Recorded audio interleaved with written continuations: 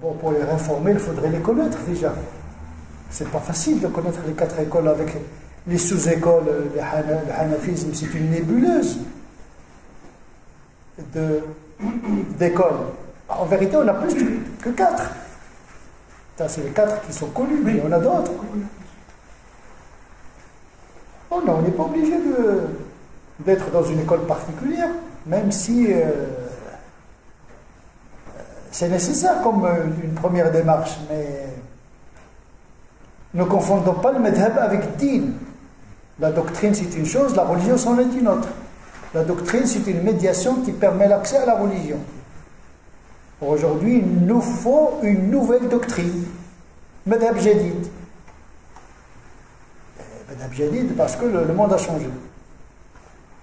Quand on parle de charia, le fiqh, les 4 écoles ont été constituées dans une logique d'empire, d'État, où l'islam était une civilisation, de domination, etc.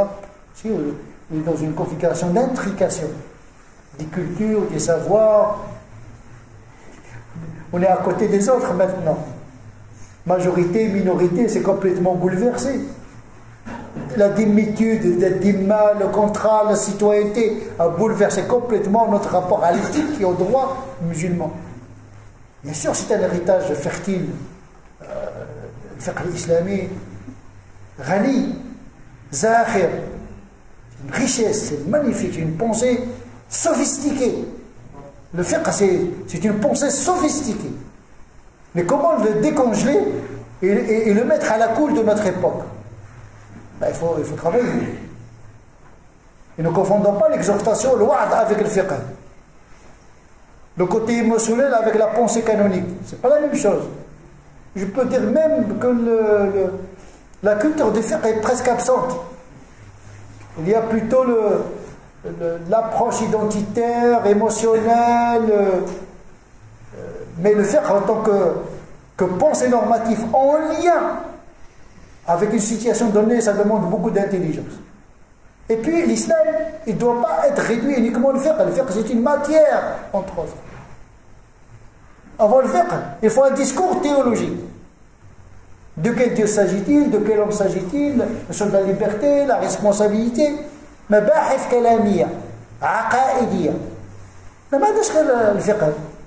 عندنا أصول الدين، علم التوحيد، عندنا أصول الفقه، عندنا التصوف وعلم التربية. Parce qu'on ne peut pas changer le monde uniquement avec des fatwas. Ça c'est halal, c'est haram. Mais comment accéder à la conformité à la norme? C'est tazkiya ou tarbiya. Parce que la fonction du prophète c'était quoi? La narration d'abord, la transmission de la substance de la révélation. Yatlu alayhim ayati. Mais il avait également une fonction d'éducation. Wa yuzakkihim, yatlu alayhim ayati, wa yuzakkihim. Il les prépare à l'enseignement. L'ouverture sur l'universel.